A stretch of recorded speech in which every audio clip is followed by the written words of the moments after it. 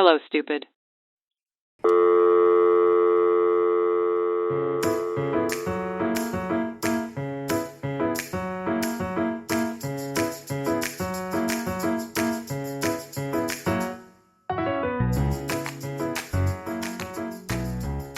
Hello. How's it going? Hi, good. Excited. How are you today? Yeah, I'm excited too. Because today we have a little something different. We're throwing a little special curveball for you guys. I know, exactly. So instead of being just two stupids discussing a subject that we know nearly nothing about, today we're two stupid discussing a subject that we know nearly nothing about in front of somewhat of an expert and a very A super handsome fan. Do you know Yeah, him, thank Dylan? you. once or twice. So we have actually Justin with us today. Justin, who you've heard about on nearly every single episode. I thought it was only fair to bring you and finally give you a voice because I talk about you so much every time. Yeah, do you want to say hi? I I'm so want to. excited. Hi, hello everyone. I want to clarify that I'm not an expert. I would say more of an enthusiast. Yes. So don't check me if you are an expert, because I'm gonna try my best. Yeah. So I'm gonna announce the subject a little bit later, but yeah, okay. We won't. You're not officially an expert. You're the best we could get. That's so funny. Love it. Yeah. How do you feel about the fact that I bring you up and talk shit about you every episode? Well, like, I don't know if it's subtle shade. I wouldn't say it's talking shit, but like, I don't think it's even shade at all. It's just I've found myself rolling my eyes a couple of times while listening My to favorite it was on when my. he exposed you Exposed me for what? about when you called me stupid. I didn't. Okay. I'm just joking. Calling you stupid. It's fine. We have a podcast with that name now. Love it. exactly. Yeah, so before we get into announcing the subject of the episode, Justin, are you up for taking part of a little traditional icebreaker with us? Yes. I like how you're keeping the mystery alive till like the last moment about what the episode is about. I mean, calm down. It's been 3 minutes. It's in our title, it's in the description, but for right now, they don't know. Maybe I'll go with a very mysterious title this time around. Ooh, okay. I'm here for it. All right. So for our icebreaker this week, I'm going off book here. I wanted to bring one a little couple themed since we have a couple in the virtual studio. So the icebreaker this week is that if you had a couple's theme song, what would it be? Saniya, what would our couple's theme song be? Right? I feel like we potentially have the same answer. Do you guys want to say it at the same time? Should I count you in? Do you want to try that? Or do you want to do like they do on those game shows, like you write out an answer and then you show if it's the right answer? Look at Justin's face. He doesn't know which song you're talking about. I don't. You don't? Really don't. There's a few. I feel like there's a few. Okay, I'll trying to remember the name of it. No, if you're thinking about the name of it, then you got it wrong. You know what? I think we should do 2 different songs. I think that's fine. Okay, fair. And then that shows what you think, like, of the relationship, and then what he thinks. Look at Justin. Oh my god, he is so confused. Okay, how about you say the song that I have for you? All right. So I feel like your couple song for us would be "Delicate" by Taylor Swift. Yeah. Right. Or Call It What You Want. Also that, yeah. Yeah. Okay, cute. but I'm excited to hear what you think would be our couple song for me. It would be the Robin song, Never Broken Hearted. That is a good song. Or Elderbrook, I forget what it's called. I'm not gonna sing it. The Sunday Sunday morning one? No. Maybe. But what did you have in mind? What was the song that you had in mind? Delicate. Oh, okay, yeah. Okay. Yeah. All right, Saniya, what's your couple song? I think I'm gonna go with. I mean, I could go with like our first dance song or like all that, but I think I'm gonna go with Tupac song, "Me and My Girlfriend." You know the popular lyric. It's like, "All I need in this life is me and my girlfriend, me and my girlfriend." Oh yeah. Me and Avril, like when we first started dating, I think when we made it Instagram official, we like captioned it. So I kind of like it. Seems very like I fun was and exciting. roasting Sanya this week because it looks like her Instagram caption, whenever is like Avril's in it, it's just like a hand of Avril and a beard he's holding. I'm like, stop soft launching your husband. He's weird. That made me laugh. I like that. Yeah. Love it. Cool. Well, it might be a heavier episode. We might have a lot to discuss. Not heavy, Heavy. but like we definitely don't need to I don't It's even a know long one, you're trying to say. Yeah, I think exactly. you're That's what I'm trying trying to say. So we're gonna go right into it, and I'm gonna proudly announce that today we're gonna talk about Time Magazine's Person of the Year, Taylor Swift. Woo! And Justin, you're a diehard fan of Taylor Swift, right? Yeah. Yeah. He's a We're Swiftie. actually he's a Yeah. he's a big Swiftie.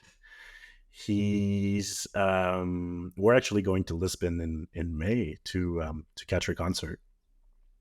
Only That's gonna place be I so could get exciting. tickets. Yeah. Right? Would you say only place you could get the tickets? Yeah. Yeah. We tried to get them for Vancouver also, but there's no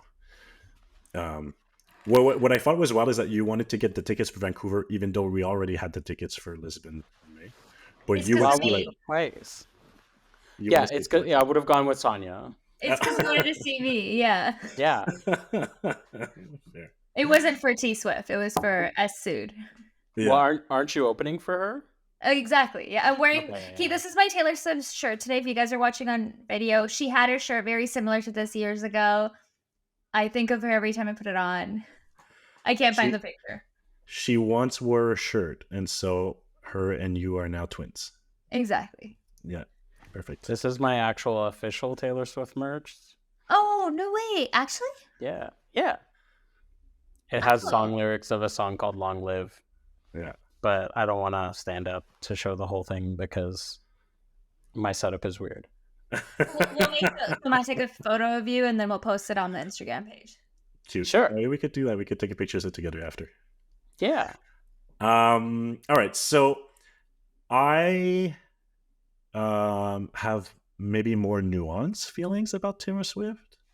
Like okay, we'll get into it. But before, I just wanted to say why I thought this would be an interesting episode and why I wanted to do an episode. So I think she's somewhat of an unavoidable subject altogether lately. Like she just dominates the world culture. And because Justin is such a big Swiftie, we thought it would be really entertaining to have Justin on the episode with us to basically blind react to my research and call me out and put me in my place. I mean, so go ahead. Everything you're probably going to bring up is stuff I've heard of before. Yeah. It'd be the idea thing if you shock me. No. But you might not necessarily agree with everything I have to say. And that's okay. The idea is that, just as I usually do with Sanya, I'll present to both of you my research. Oh, here we go. And you interrupt me whenever you feel like you have something else to say, or you disagree, or just because you're bored of what I'm saying. I'll raise my Next hand. topic. Also, because I was tripping up on my words just now, the first few times Justin listened to episodes, he was like, "Your English is so much worse when you're recording." That's so funny. But I feel that too with mine. Like my ESL really shows some days. Yeah. Oh my god, you are the best like reader of text. Like you just read it. It's so perfect. Every time you read something that he asks you to read, it's perfect. Yeah, Stop! I'm actually gonna cry. we had That's so sweet. we had a friend over the other day and who also listens to our podcast, and they were both like gushing over how good at reading you are, and I was just rolling my eyes. Oh my god, 12-year-old me could never. I was such a nervous reader. So now I'm like, oh, thank you. I practice reading to myself every day. Yeah. But also I wanted to take the opportunity to like dive a little bit deeper into my own mixed feelings about her and try to find the source of some of my discomforts. And I want to start it off by this is not even before I started doing research. I was thinking about the episode and how I would orient my research, and I wrote a little note on my phone that I thought I would read to you guys as a starting point. So, well, I should get Saniya to read this now. All right, so here we go. My discomfort stems not from the artist, the businesswoman, or the person herself, or even the marketing genius. My discomfort stems more from her brand. Her brand, to me, feels very pumpkin spice latte, white girl wasted, America's sweetheart. And her recent romance with Travis Kelce only seems to accentuate that. It's the pretty popular blonde dating the quarter see, shoot. It's a pretty popular blonde dating the quarterback, and they're being crowned prom king and queen of the world. It feels a little bit on the nose. In today's climate where white supremacy is on the rise, where women's rights are under attack, queer rights are under attack, and conservative values altogether are making a strong comeback, I would have hoped to see something different dominate world culturally, something other than a straight woman writing about her breakups. Her brand feels very non-controversial, to say the least, and accessible and a safe place for everyone, for better or for worse. This speaks to her genius and her success, but it also speaks maybe to her inherent privileges. And could it also speak to the unescapable chokehold that white and heteronormative culture has over the world? Is she responsible, or does she have a part to play in this? I don't necessarily think so. Is the fault entirely with the consumers? I don't think so either.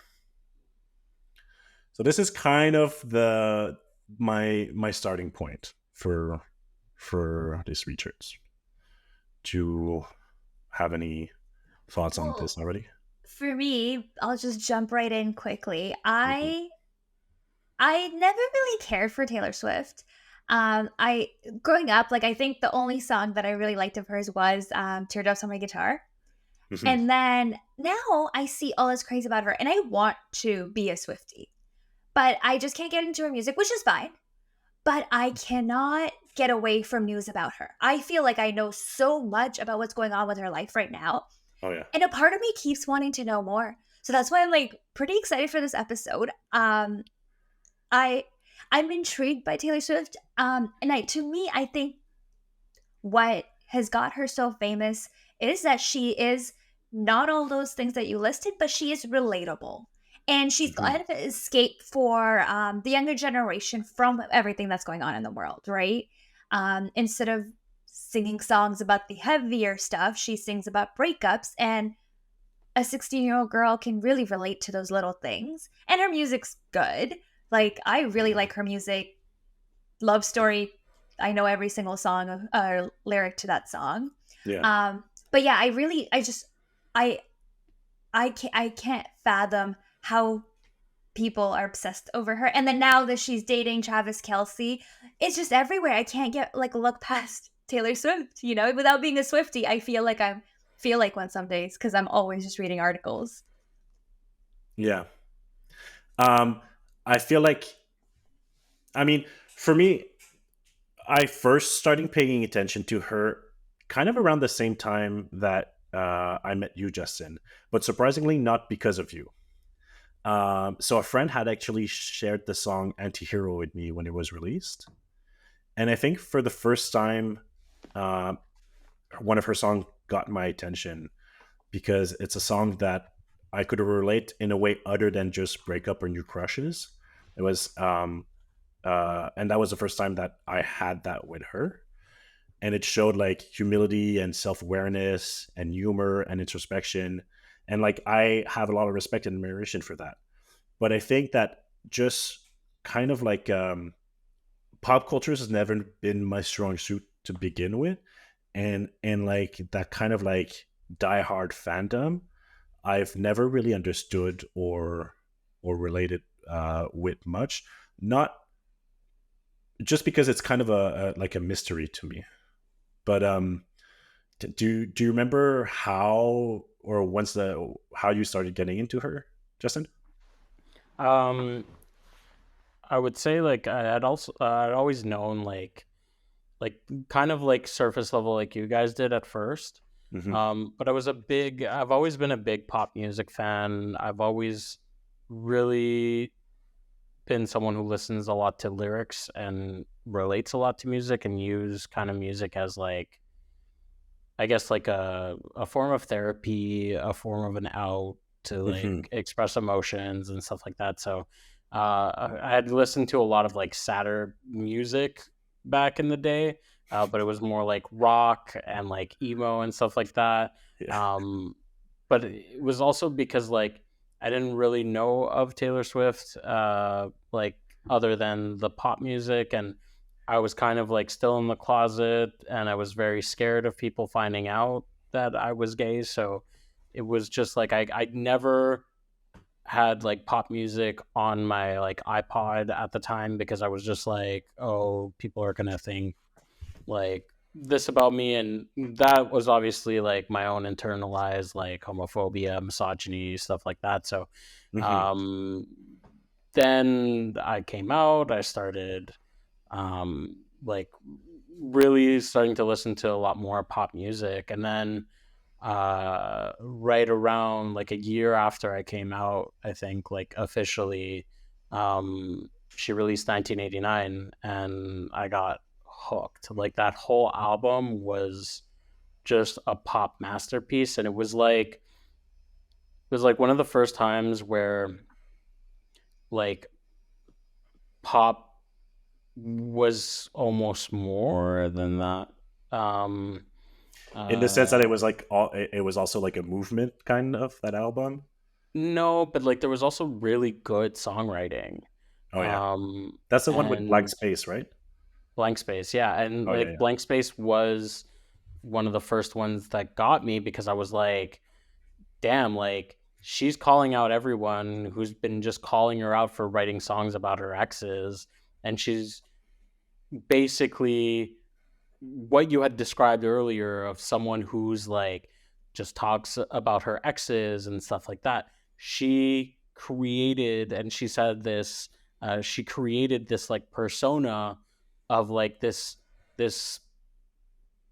like insane girl who just like goes through men like it's nothing, and like uh one of my favorite lyrics from that song is because darling, I'm a nightmare just like a daydream, and I was just like, and it's perfect. It's like in the video too, she like overreacts and like acts like she's this like sociopathic, like stalkerish person that she's being described to be. But in reality, she was just kind of talking about her experiences, and I guess for her, it was an outlet for her to like deal with like major breakups, and she was like 16 to 19, so she was still very young, and Yeah, yes, she still writes about these experiences, but for her it's probably therapeutic, and it's been therapeutic for a lot of people because it's just like you listen to the songs, you relate with them, and yeah, you're like, I don't feel so alone. And yes, there's a lot of surface level stuff about her dating and stuff like that. And yes, that's like fun and cute and stuff like that, but that's not why I like her. Like no, I like her because of the songwriting. yeah. Yeah, and we'll touch a little bit on that in a moment, but I think you seem to read between the line in her songs much more than I do, or that I even comprehend. And I think maybe a big part of that her success is there is so much that can be inserted between the lines in her lyrics. So her lyrics are fairly simple, but you can attribute them to so many different situations, which make them like immensely relatable for a lot of people, right? I would challenge that her lyrics are simple, because yes, in her earlier and like her poppy stuff, the lyrics are very simple.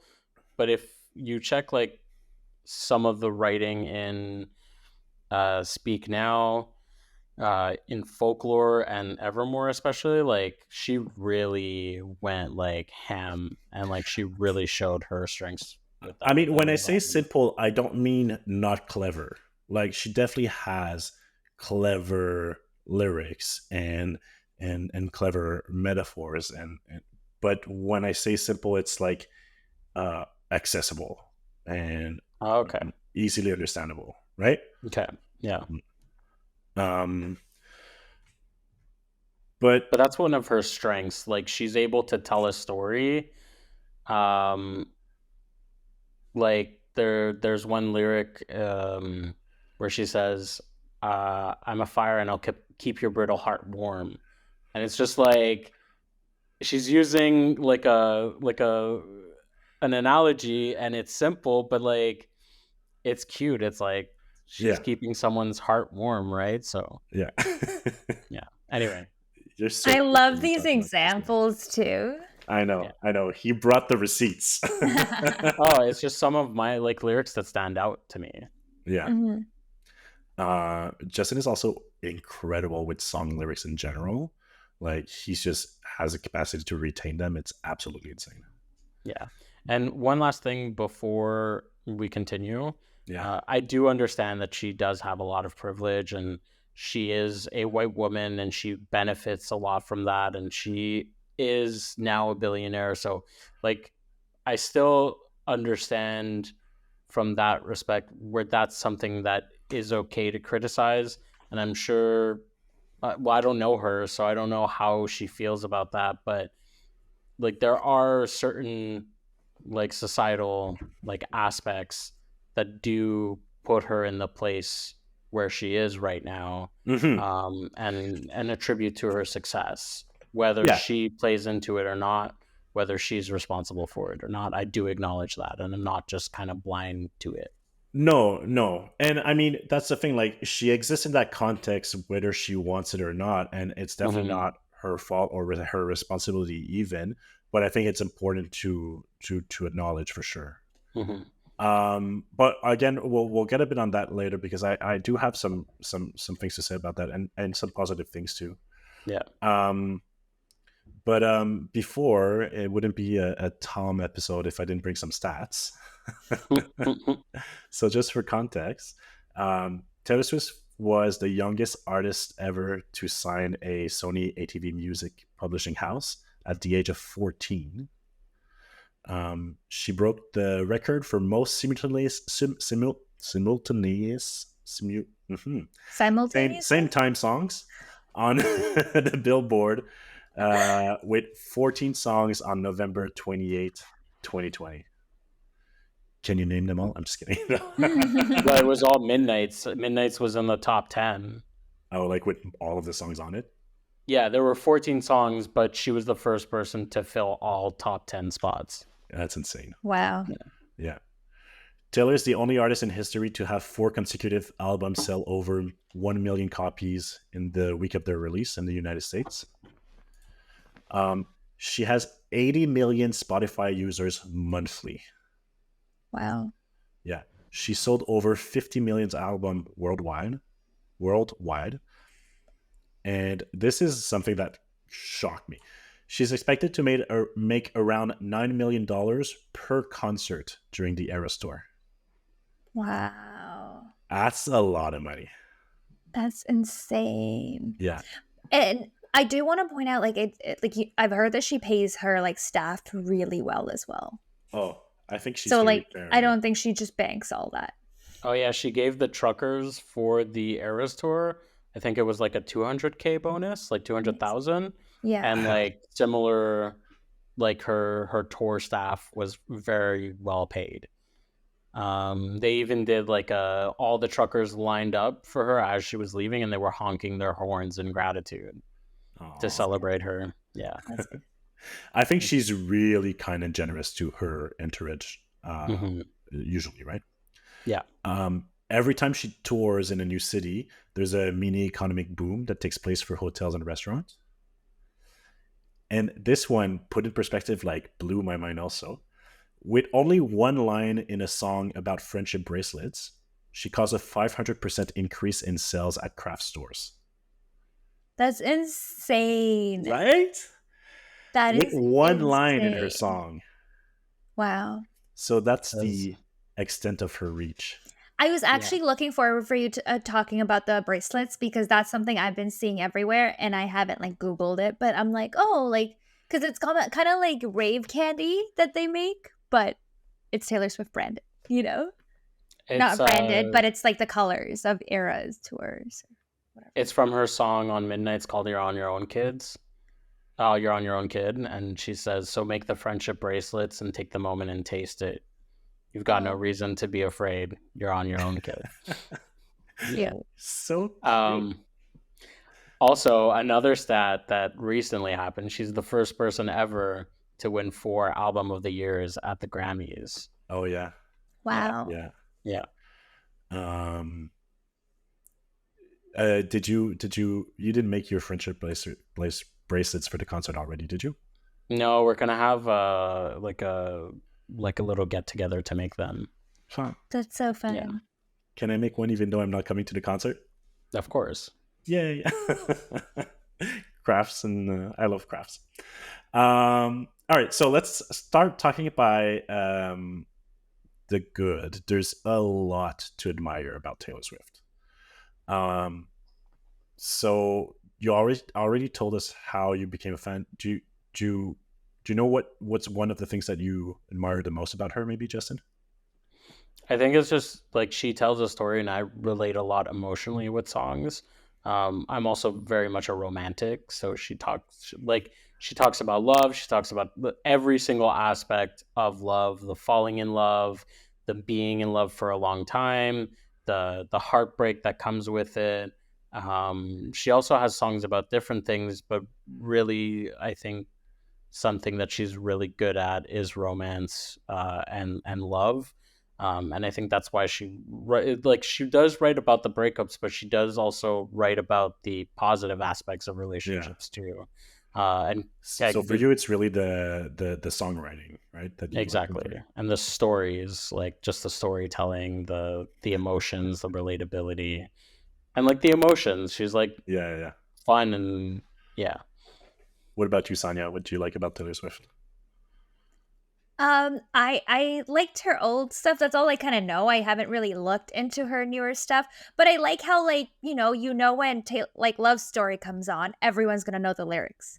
Right. It's like the modern day like Wonderwall Right. almost.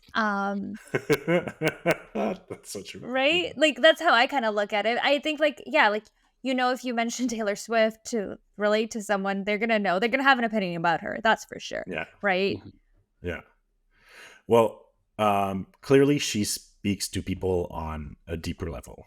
Like her music has an incredibly wide reach, and I think she brings a lot of comfort and validation and a bit like Justin was sharing earlier, a lot of healing in her songs also for people, right?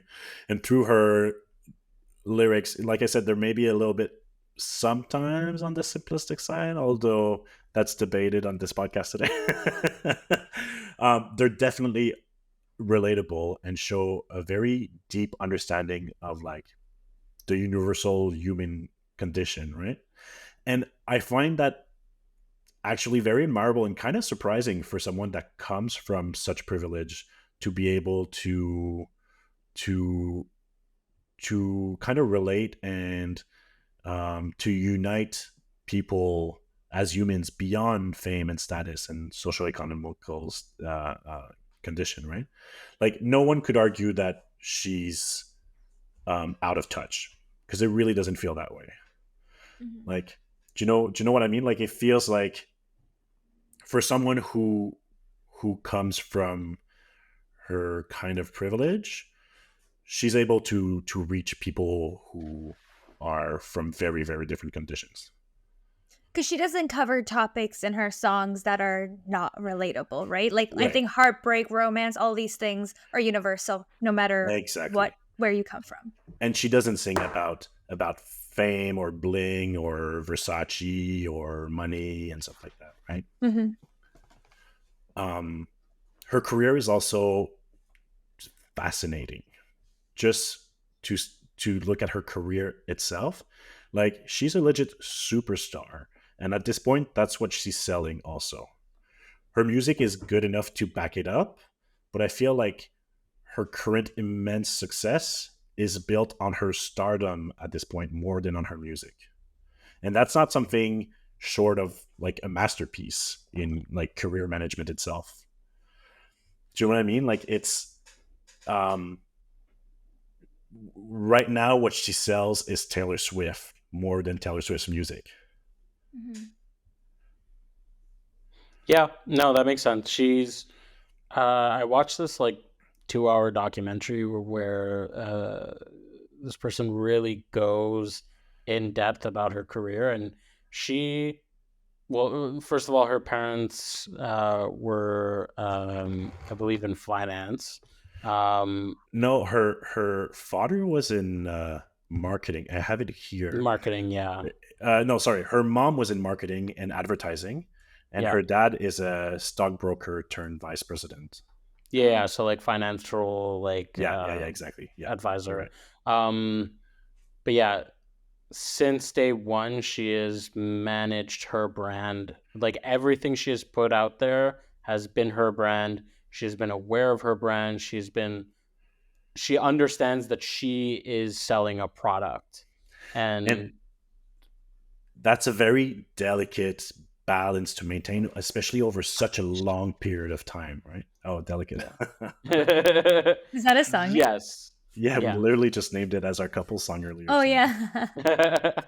But she said she's had to reinvent herself multiple times, and she doesn't necessarily share much about her personal life until she chooses to, and it's usually through her music. Yeah. She could probably also she could definitely write a book on how to run a career, and she's being studied and taught at universities around the world, in writing, in PR marketing, and in management. There's at least 10 colleges classes devoted to her, including one at Harvard, that the professor Stephanie Bird compares her work to poet William Wordsworth. Wow. Yeah. So like, people are agreeing with you, Justin, that her writing is it's not that simplistic at all. I think what you were trying to say is like pop is simple, right? Like pop is not poetry. Oh no, it is. But like, I think what you're trying to say was like pop music is a very different, and I don't know, I'm trying to defend you here. I'm digging myself in a hole. Never mind. I'm out. I think what I mean is like, it's not cryptic. Yeah. Right? I mean, no, it is, I think. Yeah. Yeah. No, that's fair. That's fair. She has a line that's like literally says, "Your Midas touch on the Chevy door, November flush, and your flannel cure. This storm was once a madhouse. It's made for you. It's made. Damn it! Wait. You got this. You can do it.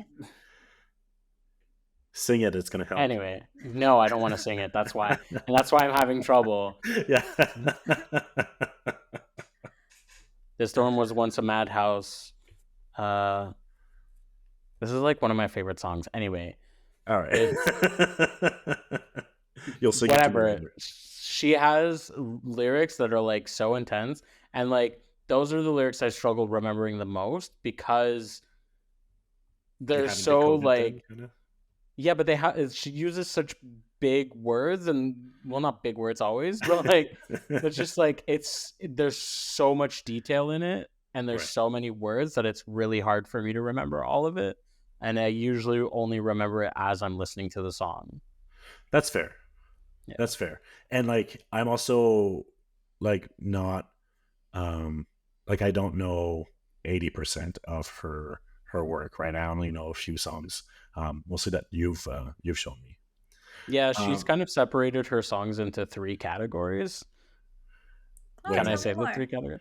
So she has, well, she was like, she made like 3 albums. One was like Glitter Pen, which is like fun stuff like 22 or like shake it like off, shake it off. Shake It Off and Do. stuff like that. And she said she writes those with a glitter pen because that's the emotion it gives. It's just like a fun whimsical. And I think the other Yeah. one was just like a regular pen, which is like her regular songs. I might be wrong on that one. I don't remember that one. But then she also has a quill songs that just like she writes with a quill, and it's like the perfect like analogy for all those songs because it's like she has songs that are just fun, poppy, glittery stuff like that, but she also has songs that are like they feel like they're written as a poet and not as just like, and that's I one mean, of her strengths too. She's able to write a really good pop song, but she's also able to write a really powerful song. it's a Mm, cute analogy, but I it's a bit like it. live, laugh, love, isn't it? I like it. Yeah. I'm in for it. I'm gonna make my own 3 tiers of life and then glitter pen There you one setting. go. I like it. Yeah. Her fan base is also incredibly wide and kind of like never before seen.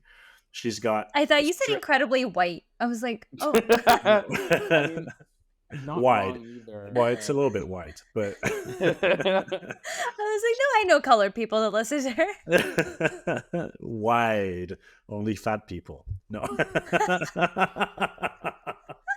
There you go. Cancelled. No. She's got the straight, she's got the gay, she's got men and women alike. She's got Gen Z, she's got millennials, she's got Gen X listening to her, and even boomers with folklore that are really on board with her. I have a little anecdote. We went to. I have a friend who's like from the Kootenays, like deep interior BC, little small town, middle of nowhere, and we went to spend some time there and visit his dad, and his dad is like German, moved to the state when he was young, super 70s hippie, moved to the woods, middle of nowhere, kind of like to disconnect himself from the world. Construction camp guy, like super chill, super cool, low key, like very, very hippie. And we're all sitting around the fire pit and like there's music playing. And then all of a sudden, like my friend's like, is that Taylor Swift? And his dad's like, oh yeah, do you know her? Yeah, I discovered her this album lately. It's pretty good. It's pretty. She's pretty talented. Like, do you know her? And he was listening to folklore. I love that. That is so fun. Yeah. So she does have something out there a little bit for everyone, it seems. And her fans are loyal to her, but she's also very loyal and generous to her fans. She took a stance against Ticketmaster, for example, for the price of the tickets for her Eras tour, and apologized to her fans for having to deal with them. She apologized a few times also for like just misleading and being a little bit teasing with the announcement of her albums and disappointing fans when she didn't. She gives them their all on stage. She really gives all her love and energy on stage, as opposed to like Mariah Carey, for example, who gives the absolute minimum on stage and less than that even, right? And she Sounds seems. personal. We let's not go there. And she seems like genuinely grateful to her fans. I was reading an interview with Time magazine, which, by the way, reading an interview with Time magazine kind of made me fall in love with her. She sounds pretty freaking amazing. And she was saying that um, about rehearsing for her tour. She said that I wanted to be so over rehearsed that I could be silly with my fans and not lose my train of thought. And she also even like stopped drinking for the occasion, saying that like doing that show with a hangover, I don't want to know that world, right? So she's really freaking dedicated. Um, she strive. Okay, yeah. This is. I mean, no, I think you guys will agree. She strive where other women artists often fall. Um, Patriarchy is almost always after women who experience success and fame. And in Taylor Swift's case, not only that she survives many attacks and attempt to diminish or even demonize her, she kind of always comes back stronger and more popular from them. Mm-hmm. Right? And her success seems to only grow from it every time. And like any woman in the spotlight, she's held to much higher standards than men in her position. Although there's not many men in her position currently. But what I thought interesting when I was writing that is like, wait, I'm kind of guilty of that today myself. Because pop culture is not typically a subject of choice for me on this podcast or any time. And the thought never really occurred to me to scrutinize the career of any man in pop culture. But why do I even care to talk about her career and scrutinize her?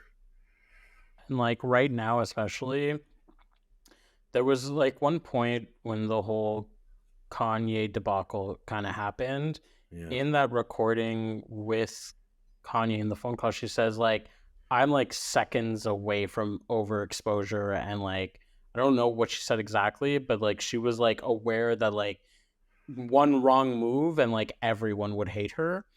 And I feel like that's kind of happening now with just her being at a football game. She's not doing anything wrong. She's supporting her partner, and so many people are giving her so much bad like criticism just for being at a football game. Yeah. And like saying that Taylor Swift is ruining football and stuff like that. But it's also because she's very near overexposure. I don't know if that's like accurate. I'm not someone who can like I'm not a PR person or stuff like that, but it kind of is starting to feel kind of like 1989 era where she was like on top of the world. You had really so much success, and it feels like right now it's like she's on a very fragile kind of thing. Well, I think the big difference between now and then is that then she was not outspoken at all about her political views, and now she really is, right? Yeah. So, which I think is great that now she used her platform for change. Like she's pro-choice, she advocates for gender equality and like LGBT rights. She's a vocal critic of racism, white supremacy, police brutality, sexism, and homophobia. And she condemned Trump policies at any time. And so I think because she's now using her fame and her platform for bringing attention to her political views, that makes her a bigger target now, especially in spaces where those views are not welcome. And that must have came as a shock to many people because, like I said earlier, she used to be so uncontroversial and so easily digestible for everyone. And a lot of people who maybe became really strong fans and don't align themselves with their view right now are even more resentful for it. Right? Yeah.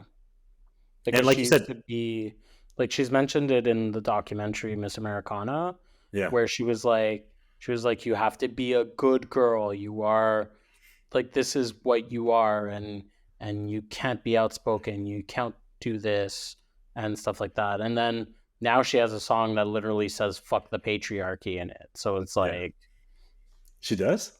Yeah. But you know what? Like, I feel like the stances she's take in her being now standing out for things but she's still standing up for the good reasons. She's not standing out for like doing drugs and partying too hard and all those things that some artists end up taking a downfall from. I really hope for her she does take a little step back after her tour is done, and like, because right now with her tour happening and dating an NFL star that just won the Super Bowl, like I think there's a lot happening for her, and like I just feel like people are gonna hate no matter what. Like, you're gonna have haters if you're in the light, and like I really hope she takes some time for her own mental health. Well, it's also that since 2019, in April, she will have released 5 new albums on top of 4 re-recordings, and she still has 2 re-recordings to go. So she's like just producing, and like it's like Taylor Swift factory. It's like next album, next album, next album, next album, and it's selling and people are buying it. So she's doing the re-recordings a lot for the fans and releasing new music because she genuinely loves writing. But I can see how that can be a lot of like exposure for her. Yeah. And she's doing well and she's reaping the benefits of it with massive successful tour. Like, I think, well, Folk Lover wasn't as successful. It still was a really successful album, but Folklore Evermore like kind of brought her back. Midnights was insanely popular, and I anticipate that she's gonna sell like crazy the next album that's coming out, the Tortured Poets Society or Department, sorry. And she's also like just in love with the work, and it shows, right? She loves her work. It's her passion. Writing music is her passion. Managing her career is her passion, and that transpires through, right? But like, she just does it for the work. But at this point, her work is fame, and she's just so good at it.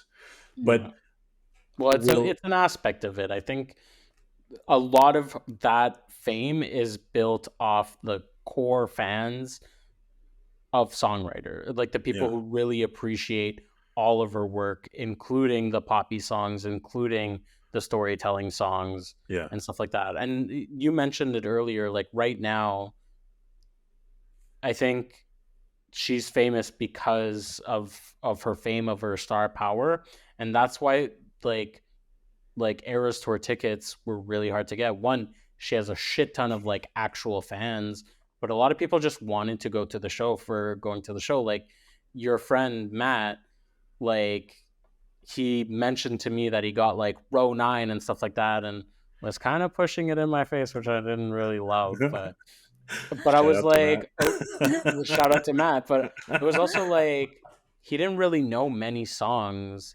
They're just concert people. They just like to go to concerts. So, which is great. But I didn't love that he shoved it in my face, kind of like when I'm like a diehard. But I get it. But I get why you would want to go to that. But there's a lot of, and I'm not saying like anyone can go to her show. But it's like a monumental historical event almost, right? I think if I had like expendable income, I'd be like, I'm gonna go. She's in town. Why not? It's a place to be. And to your point, Justin, it's like beyond her music, right now people are going to experience the Eras Tour because it feels like such an important event in history, kind of thing. And I mean, I'm fucking excited. Like, we can swear. But I'm like super excited. I'm gonna be like, no. You're those fucking 3 hours. Those 3 hours are gonna like be magical and pass by super quickly, but also gonna be like probably one of the highlights of my life right now. Like, you're gonna, in terms of like, you're not gonna remember any of it. I doubt that. What are you wearing? Because I feel like Era's outfits is the biggest thing, and I'm loving those like TikToks that I come across because they're so cute and sparkly usually. I don't want to say it because he doesn't want people to copy him. And we're kind of keeping it a secret, like 3 of us. So like, I'm not gonna say it. I'll post it on my Instagram. It's not that far. It's me. It's like 3 months away, but I'm excited. Wait, do I know what you're gonna wear? Away. I'll tell you after. Okay. But like, it's just because it's so ridiculous, but it's gonna be amazing. I hope it's like tassels. and cowboy hats and a You'll speedo. see. We'll see. Okay. We'll see. That's it.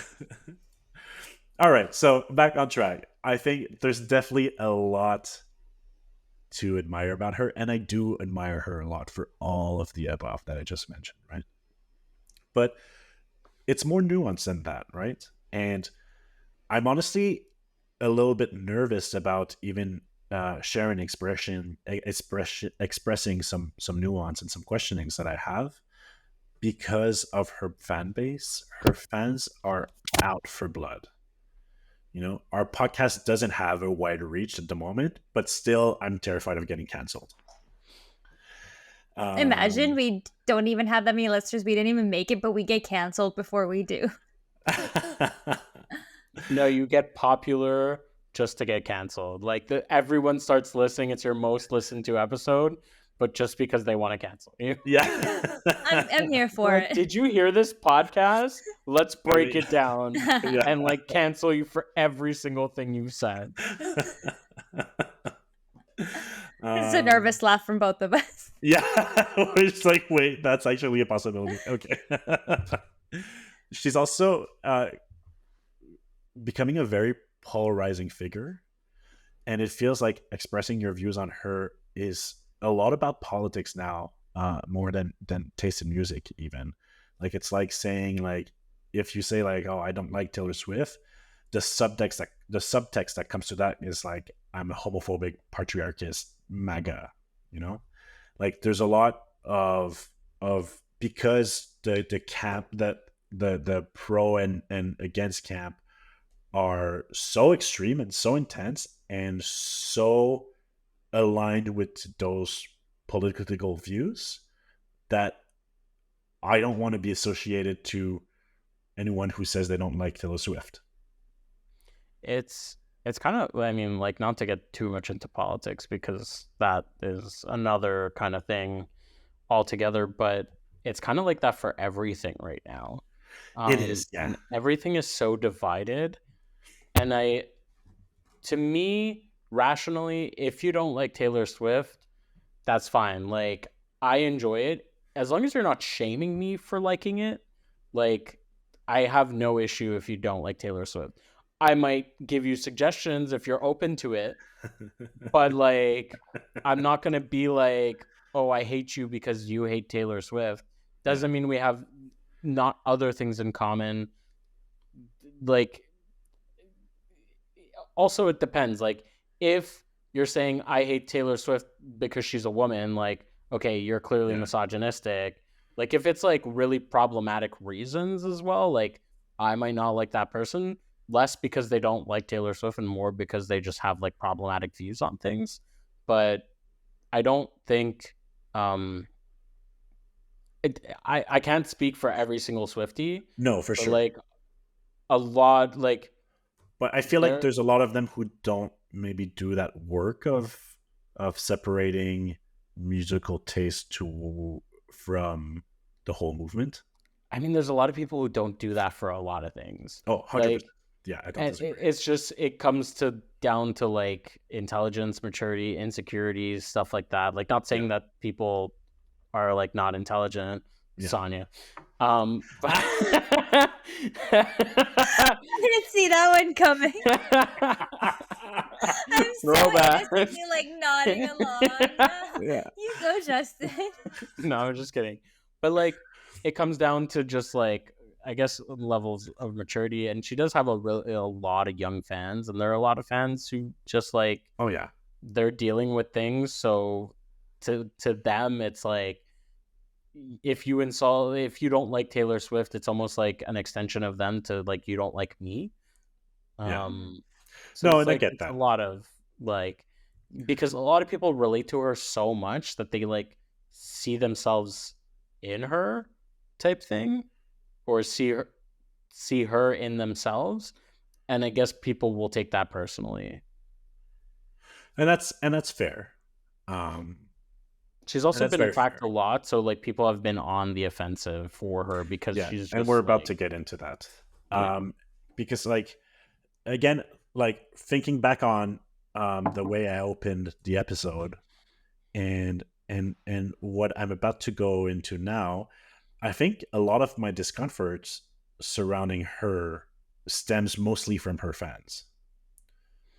That's Um, fair. and but before we dive into that, I said that we would talk about her privileges a little bit, and I think it's important to acknowledge. Obviously she's a white woman. She's from a affluent family, and a privileged family, like economically as well. Her mother was in marketing manager and advertising. Her father's a stockbroker, became vice president of Merrill Lynch, and like she grew up on like a 15-acre Christmas tree farm. Like Wow. that's a big land.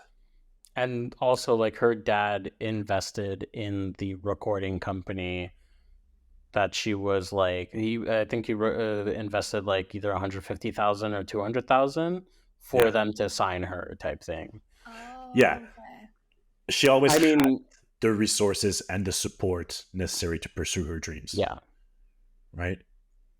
Um, she's also kind of the perfect fit physically for the role of America's sweetheart, Yeah. right? Which definitely helped her launch her country music as a teenager. Mhm. Mm-hmm. Um, she's non-controversial and internationally acclaimed, maybe the way only a white person can be, in the sense that I was reading up on white culture and how we often equate white culture to no culture, and that transpires that soon becomes, well, if white culture is no culture, then white culture is like the baseline for culture across the world. Do you know what I mean? Are you following, Sanya? Ish. In the sense, I'm kind of hung up on how she's non-controversial because of that, though.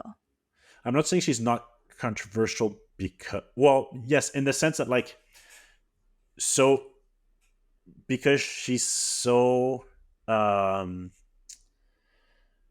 like, because she belongs to like, America is the its biggest export is culture, and because she belongs to a culture that's considered like the baseline for culture, Mm-hmm. she's welcome and widespread everywhere. Do you know, she belongs to the baseline Okay. Yeah. internationally. Fair. I know that wasn't the most eloquently put, but what I'm getting to is that it would be difficult to imagine a person of color or a queer artist doing the same thing, getting the same kind of success internationally and universally. Well, also, like, she won't be immediately judged for those factors either, right? Like, she might be criticized for her actions, for her privileges and stuff like that, but for the most part, people will just criticize a black person for being black, right? Yeah, Or they'll have their own biases, yeah, and their own kind of, I guess, stereotypes of that, and yeah, she's kind of immune to that as a white person. She's not necessarily immune from the like misogyny, yeah, and that's kind of most of the things she does get, but like she does have a lot of privilege, and yeah. that's just a fact. Mm-hmm. I was just reading actually earlier about Oklahoma country radio station that refused to play Beyonce's country single because it's not a country song. But the only reason it's not a country song is because it's Beyonce and she's black, and so they refused to play her on their country station. Right? The one she just released. Yeah. Mm, that's fucked up. Wow. Right. Wow. Um, but all of this, it's only her existing in that context. I don't think any of this is her fault, and I don't think she can be blamed for taking full advantage of that either. And I also don't think that she denies that she exists with those privileges. Mm-hmm. I think she is aware of that as well. Yeah. Right? Yeah, she does have, like, I think my only criticism of her is that, like, she is very outspoken politically, but it's it's somewhat safe at times. Yes. Yeah. And she could bring up a lot of things. She has a lot of power, and it's not necessarily her responsibility. So it's like, maybe it's unfair for me to say it, but she does have a lot of power, and she could influence a lot of people towards good things, but it could also affect her career. So like, I understand that. And also, not everyone has to be an advocate. Like, No, but definitely when you not. have that much power, it does bring into question why you're not using that power for. And let's talk about that power that she has. Okay, her fans are some of the most loyal and aggressive out there. They're very quick to jump to her defense rather than acknowledge any wrongdoing on her part. Taylor Swift doesn't really speak up publicly on any controversy that she's involved in, or at least not until long after they're resolved. And I think that really enables her fans to come to her defense in a way, right? And we're Which not talking about, controversy is like, what do you mean? well, for example, the Kanye thing. She didn't really speak publicly about it or do any interviews about it until 2019, much after it was all done. She's probably traumatized, though. I don't Oh, blame she her. was strong. She went into hiding for like 2 years. She was like incredibly depressed. She thought the whole world hated her. But she did release a statement that was kind of like from her PR, and everyone like destroyed her for that statement. And like, it was to the point where I was kind of like going into hiding and almost had shame for liking Taylor Swift, because everyone hated her at some point, and it was like, it was intense to the point where it was like, if you said you like Taylor Swift, you were judged by your friends. Yeah. No, that's and that's fair, and that must have been very, very traumatizing. I mean, it's probably still true, but whatever. Well, no, because I'm like, now it's the opposite. If you say you like Kanye, you're judged. Oh, yeah. And everyone's a Swift fan, you know? Yeah, but Kanye kind of dug his own grave. Took a turn. Yeah, it took a real dark turn. Okay, but that's the thing that I find interesting, though. Like, I think,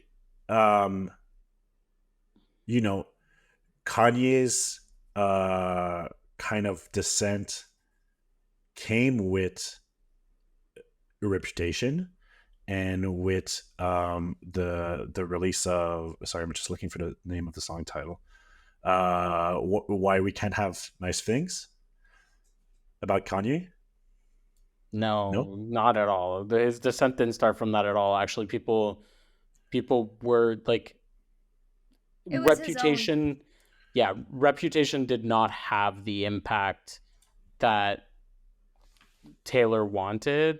As like, she was kind of trying to give the image of like, I'm bad now, and like, I don't give a fuck and stuff like that. And a lot of people were just rolling their eyes at it. It was still a very successful album because she still had a lot of very faithful fans, but it didn't really have airplay. It wasn't nominated for Grammys.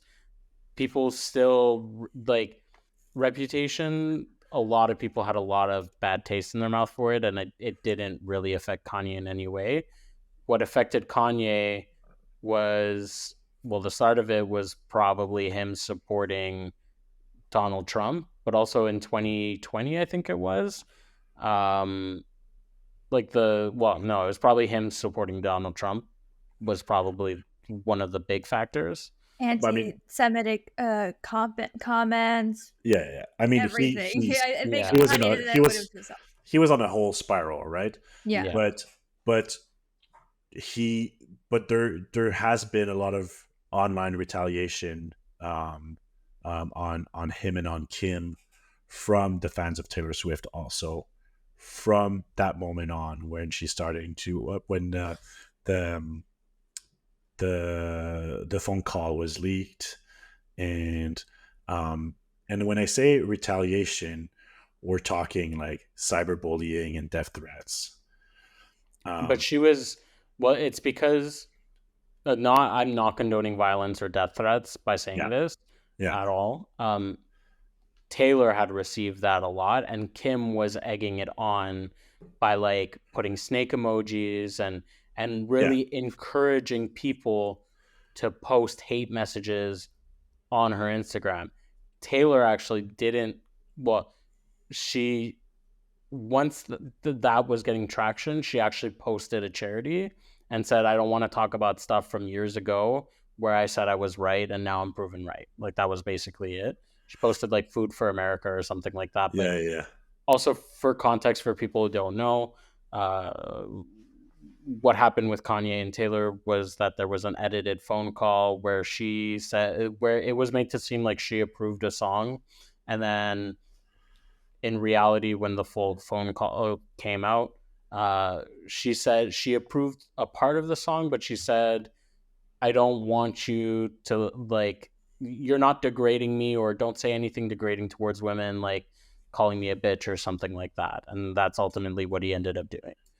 yeah, And then also before then was the stage crashing, right? When he yeah. Also that. hopped up on stage and she won like album of the year, and he's like, "I'm so But sorry, but Beyonce should that win." was way before, and they had sort of got over that and built sort of a friendship beyond that. Yeah, And then Oh, I didn't know that. that's when the yeah. song She changes from introduced the lines that she didn't like. she Yeah, she gave a monologue for him at like the VMAs for his Yeah, like yeah, yeah, Video Vanguard award. yeah. Like she was like they were like It was friends water off the again. bridge. Yeah. Yeah. Oh, but then Yeah. also I just heard that at the Super Bowl, like she didn't let him in or something. Did you guys hear about that? What? I love that. Uh, this weekend at the Super Bowl, that like he was trying to get into her party, and she told like them to make sure Kanye doesn't get in. I don't Oh know. Might yeah. be No, no. Ever yeah. since that, Yeah, like they yeah. ruined like not that they ruined her life, but like that like In to a have way, that yeah, they many did. people like I find it. criticize you and get egged on and be sent Yeah. death threats to like having to go in hiding for like a year and a half, 2 years, like it was traumatic for her for sure. It must be such nice redemption now for her to like, Well, doing her best, and he Yeah. is falling apart. but so that's the thing, right? It's like it's not, um, the Kanye, got what he deserved, and like karma got to him. Is it karma or is it Taylor Swift's fan that got to him? Right. That's the thing. Like it's like, Karma. Karma is my boyfriend. Isn't that a song? but like Yeah, what but I mean that's is not like about Kanye. Oh, okay. I just where I just wanted you to be proud. I threw out a Taylor Swift lyric. I understand that she got a lot of that same hate and that same bullying done onto her, but I still don't sit right with the fact that she's sitting by and letting her fans dish it back out. I mean, I don't think she necessarily. Well, I think she's very like. I don't think she really like. I don't know how to say it other than like. She's always kind of said like if you're bad to me, why should I be like why should I kind of, well, actually I don't know if she said this, but She to doesn't say me, anything about it. That's the thing, is that I could not find exactly. her pronouncing herself, which is kind of messed up. If you know that Um, people are sending death threats on your behalf, you should probably take a stand. okay, Yeah, but looking celebrity drama though, when things like that happen, unless the celebrity's instigating it, I don't personally think it's the celebrity's fault what their fans are doing. And I It's not would her fault, but she has some power to intervene. that's also like very extremist forms of her fans, because like even if she were to say something, like people would still do it. You know what I mean? I And mean, and she would still be on. the right side to at least have said something about it, right? Of But she's kind course, of and like keeping like her hands clean of it. And like I'm saying this because it's not an isolated incident, right? Dua Lipa received death threats from Taylor's fans for an interview that she did, in which the interviewer was asking her rapid fire questions, and they asked her Kanye or Taylor, and she chose Kanye based on the music, and then started receiving death threats. Um, the fans allegedly sent death threats also to Travis Kelce's ex for God knows what reason. There's a reporter called Chris Panella who received death threats and was bullied with homophobic slurs online. They even tried to mass email his boss to get him fired, all because he wrote an article debating if people should see the Renaissance concert or the Era concert. And like his piece wasn't even negative towards Era's concert. He simply concluded that if he had to choose between both, he would choose Renaissance. yeah, I get it. I mean, and this is the kind of stuff that I would like to see her make statements about. Yeah, I think she probably has in the past, but also like I don't think those are fans. I think those are like people who are like I think they would consider themselves fans, you know? Probably, but like I think she just wants to not associate with that. And I get it. She might have the power to like do it, but if she's doing that every single interaction, it's like kind of like she can't be responsible for everyone. And I get it. I get she can make statements about it, but I don't think she can necessarily control that. And she has PR managers and like but like, yeah, they probably advise her to stay silent, and it's definitely in her best interest probably to stay silent. I'll let Saniya talk. Sorry. I was just gonna say, I personally think if she brings awareness to these things, more haters would then be aware about what's going on, and this person would probably be, getting even more hate. And that's what I'm also thinking as well. Like it could potentially worsen this situation because then people could be one is it'll be like spotlighting it, but also people could potentially be like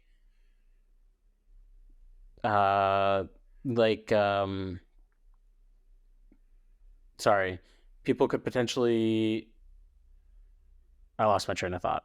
No, I mean, but I don't. Stopped. My video stopped. Yeah. Oh, that's why I lost my train of thought. Yeah. So like, are you gonna say it? Will I say? Oh, I guess there's no more space on the computer. Wow, I've been struggling with video lately. Okay, it's the C drive that's full. That's okay. I'll continue without video, and you'll just have to look at Justin's pretty face instead. Hi. Hi. Yeah. Cool. Hi. I don't know if I agree. That's the thing. Like, I get what you guys are saying. That it might be in everyone's best interest that she stays silent on those arguments, but I feel like maybe that's a cop out. Like, I don't know if that's true. I think definitely in her best interest to stay silent on those issues. Not necessarily in her best interest either, though, because people will criticize her for not saying it, right?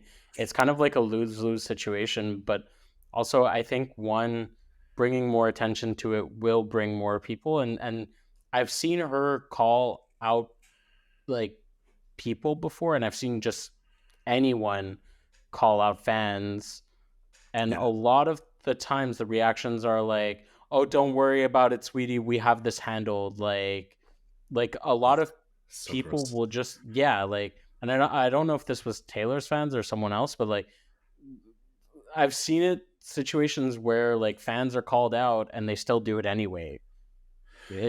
I mean, that's very fair. Are just going to do bad things. Like I'm thinking like the Selena Gomez and Hailey Bieber situation, probably where they both actually like been like stop doing this, and it just doesn't stop.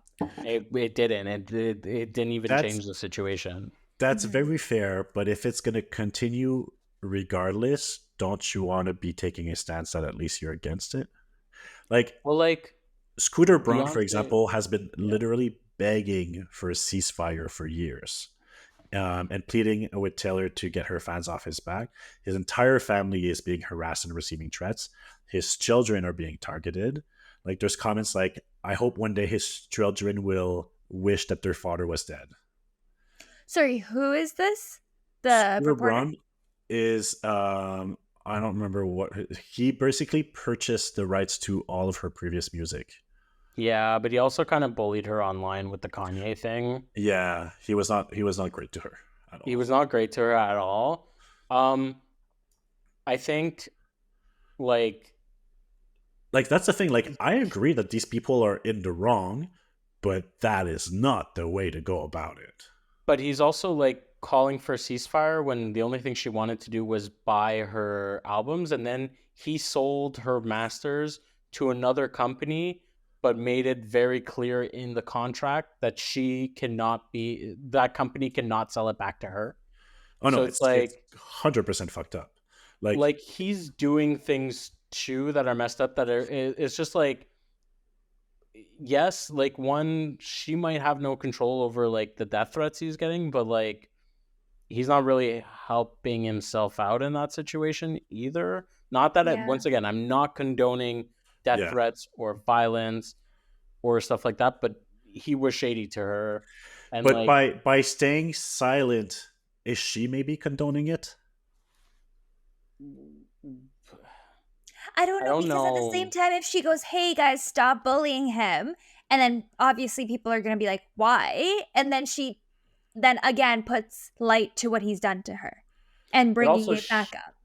Exactly. And she's also mad at the situation. So it's like she's not even allowed to show her anger and frustration towards this person because, well, she has, but like every time she does that, these people get like death threats and stuff like that. So it must be like a really weird and shitty position to be like, I can't express my feelings toward this bad person who did bad things towards me because I have this fan base that might go and send them death threats.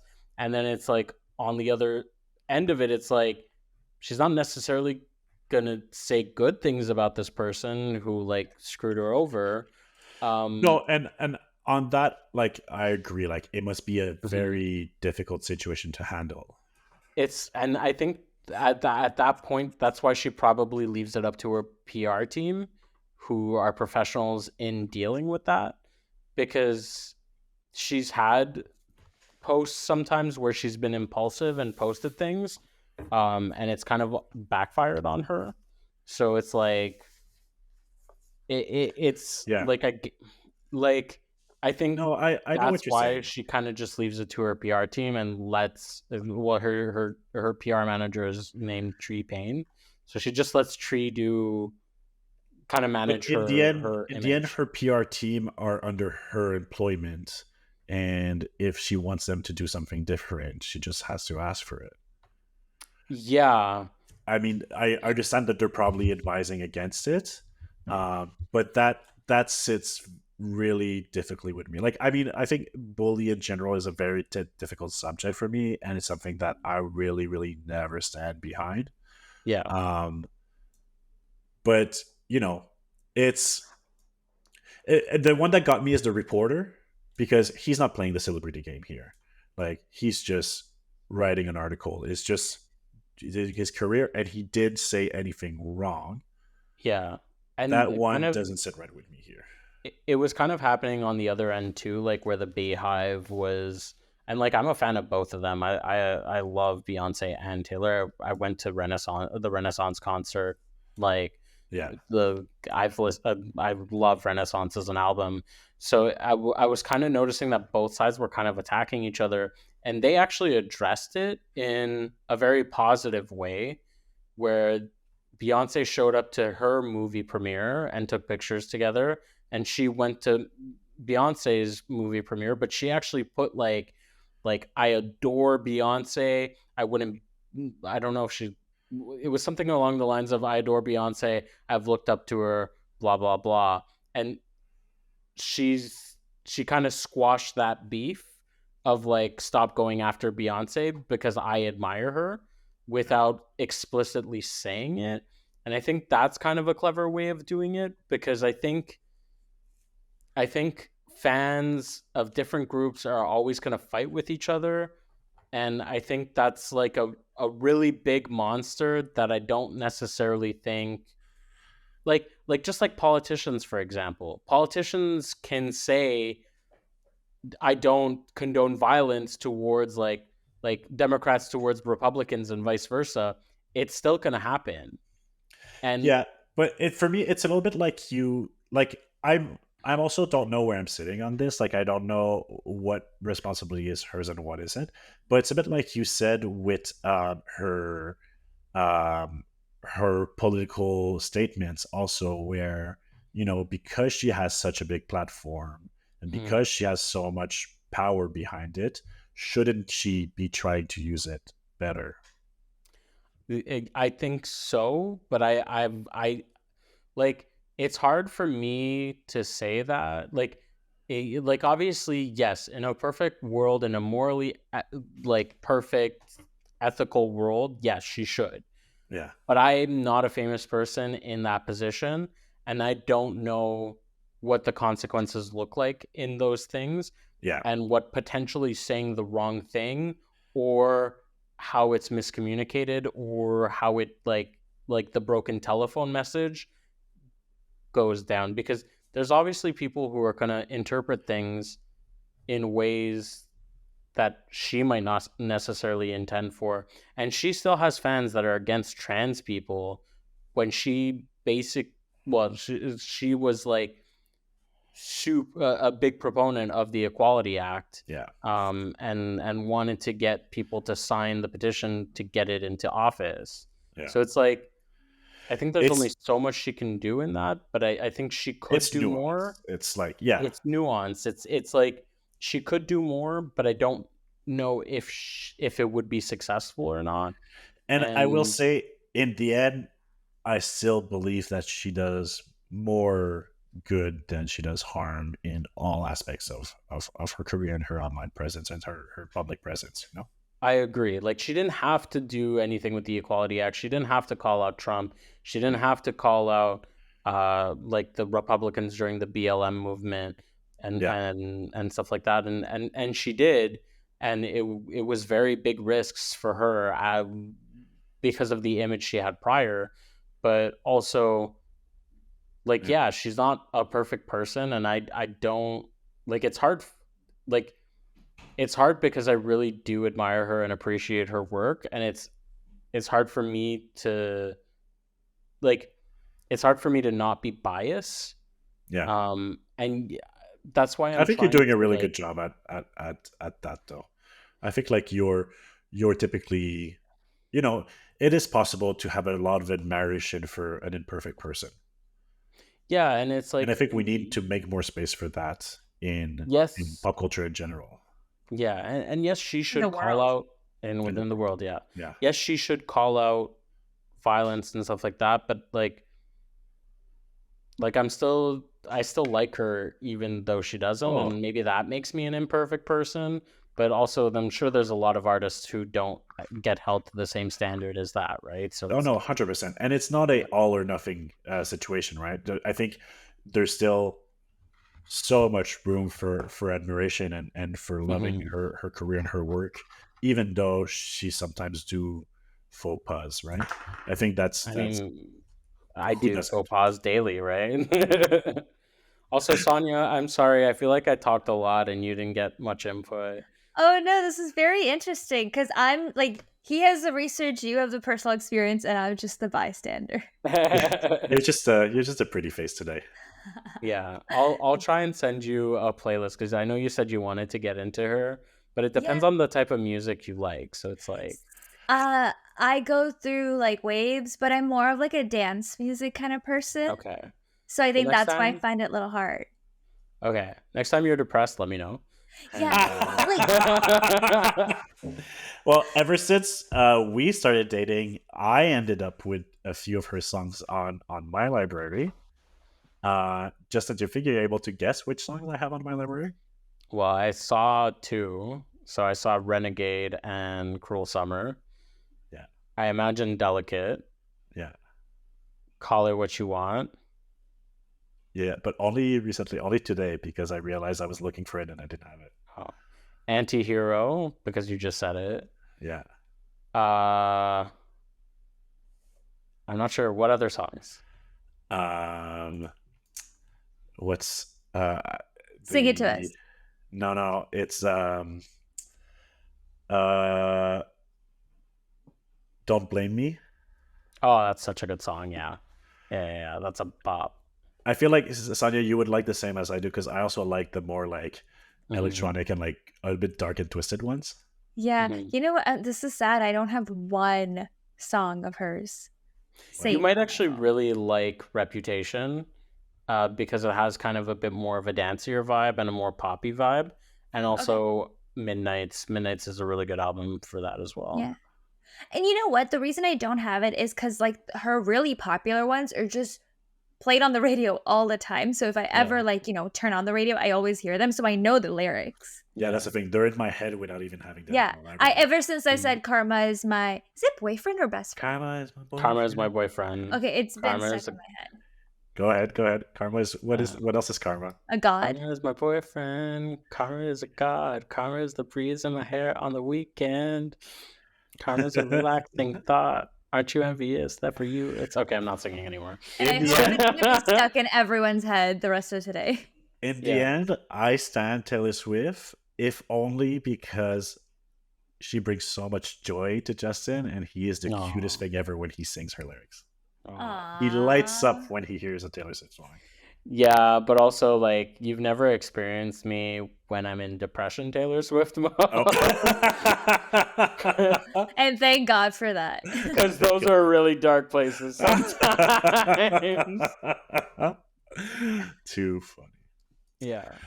All right, gang. Well, that's what I had for us today. I feel like it's a few times now that I end up on very inconclusive notes, but sometimes I just have to share my torn feelings and my confusion and my chaos, so that you can all ravel in it.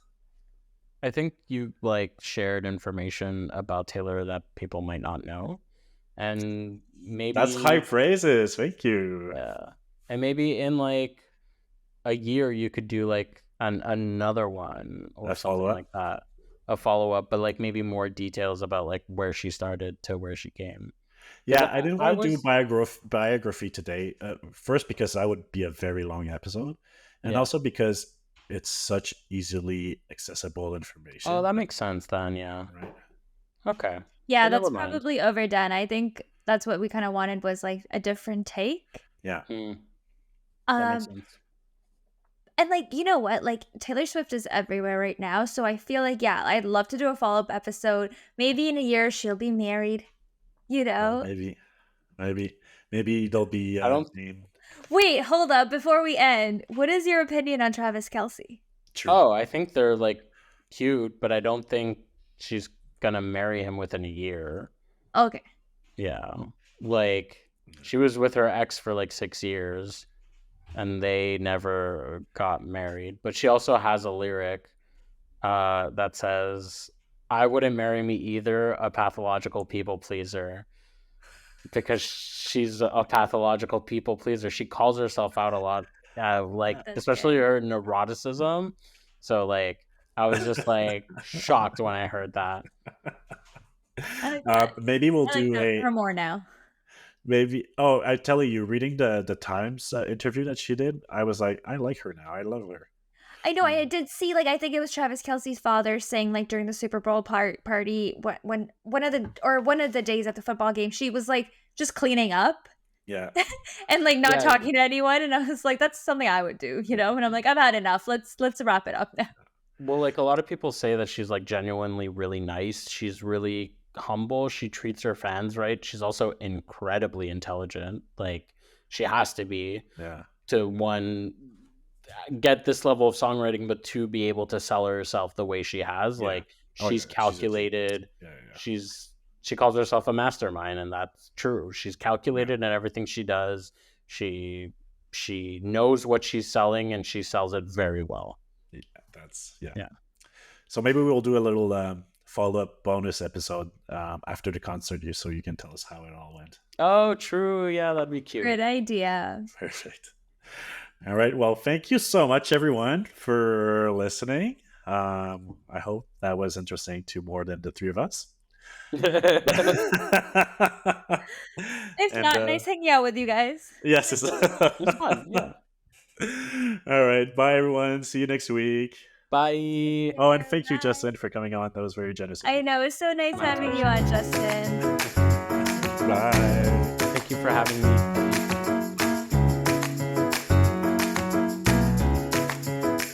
Tell Me Like I'm Stupid is created and produced by us, Saniya and Thomas.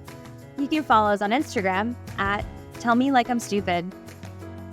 If you'd like to support us, please subscribe and review on your favorite podcast streaming platform. Our cover art was created by Ish. Find him on Instagram at h.e.e.s.h. Thank you for listening.